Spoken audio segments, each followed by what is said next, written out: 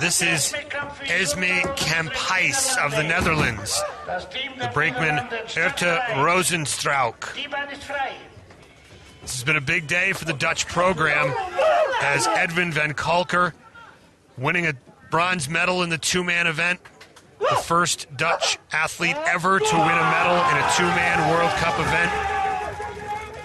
It would be hard to imagine that Dutch sleds can go 2 for 2 today. Well, the Dutch team's got one of the best starts, the men's team. The ladies' team here doesn't have that same start, 9th best start of the first run. And look at this. Doesn't matter what you do when you start. If you lose all your speed with banging the sidewalls like that. I haven't had a chance to tell the story in a while, but she's a doctor. And one of the things she has to do is to administer steroids at senior citizens centers. With the drug policy in the Olympics, you can't really be around steroids. So it's she was talking to me about it one day, and I found that pretty amusing story. A lot of athletes out here don't do this full time. They have to do a lot of other things, and there are a handful of people with PhDs. There are a lot of doctors out on the circuit. She's got the passion for the sport. Still doesn't have the consistent drive lines.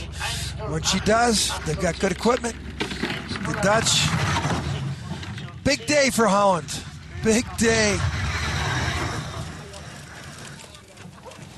How have the Dutch been able to make such progress in this sport in such a flat country? Well, they're not far from Winterberg, Germany, 3 hours away. Esmé Kamphuis of the Netherlands is the driver of our next sled. Urta Rozenstruik on the brakes.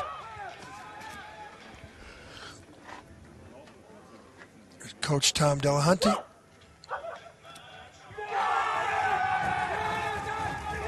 Great day for the Dutch program. Bronze medal in the men's this morning. First ever bronze medal in two-man bobsledding for the Dutch program. Second year in a row they've got a medal. They got a medal last year in four-man. Hard to believe the country who's famous for skating, and now they're successful with different type of blades. But Esmé had a bad first run driving.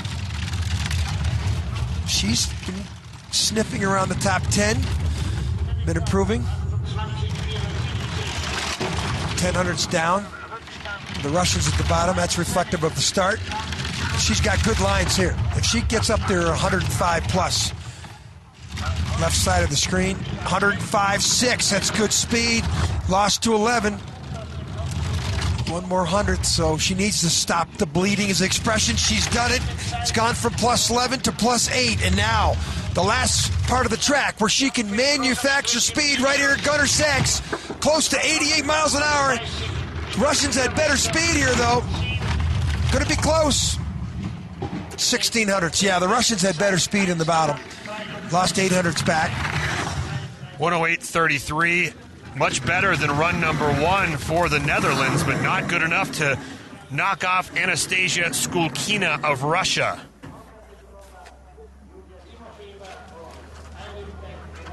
So the Dutch sled currently in third, but still plenty of sleds still to come. Take a look at Horseshoe here. These were decent lines. Look at the way the helmets slide as they go to the next curve. That telephone tells you a lot going to the next curve, what type of pressure. Second best speed, but remember the Russians had that great start, great speed. Look at these pictures. Not happy. There might be some qualifications from the Dutch Olympic Committee related to this look. She has to finish in a certain position to qualify for the Olympic Games. It would be too bad if she doesn't. She's put a lot of work and time into it.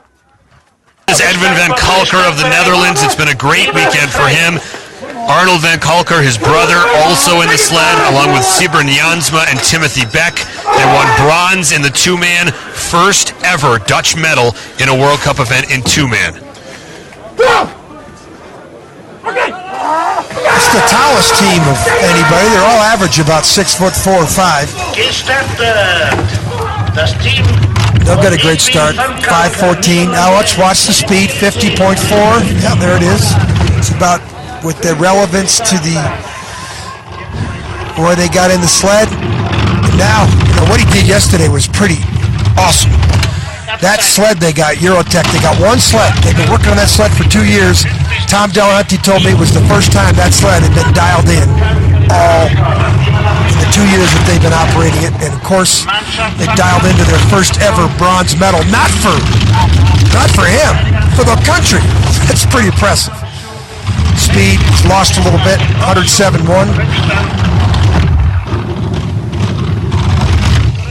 He had already qualified for the Olympics before that result here in St. Moritz with a nice performance in Koenigsee the week before.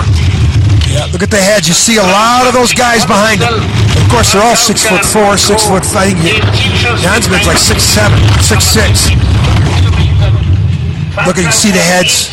Now, of course, they come up because they break. That's okay, Tom says. That's okay. It's only 3,100s. That's only 900s back of Holcomb and Rug.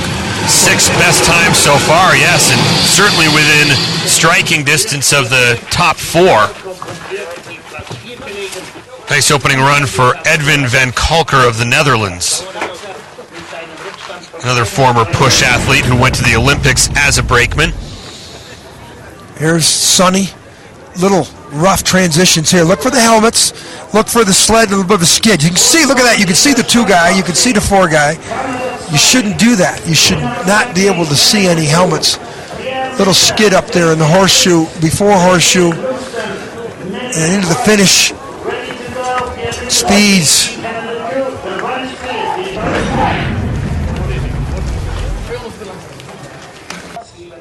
Welcome back to St. Moritz, Switzerland. Chris Kelly and John Morgan bringing you the second heat of action in 4-man bobsled.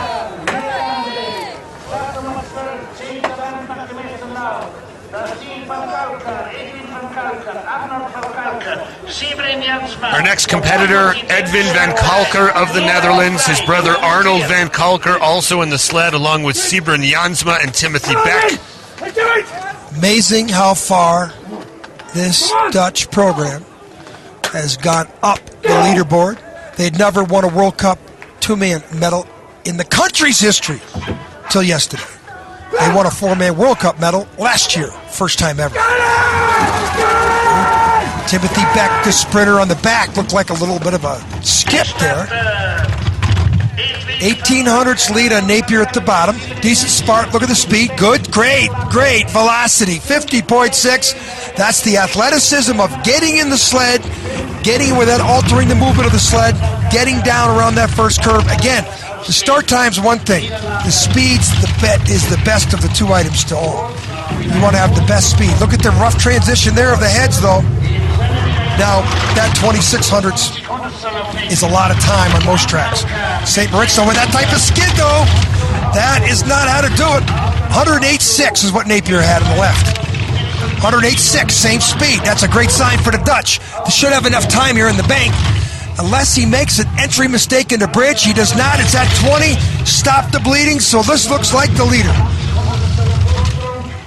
The last 2 races have been huge for Van Calker in 2-man. This would be a nice top 10 result in 4-man here in St. Moritz. Over 90 miles an hour towards the finish. A track record, beating the record that was set by Napier just moments ago by 1800ths.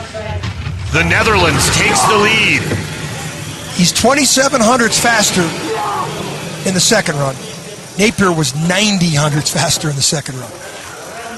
That tells you how bad of a first run John Napier had.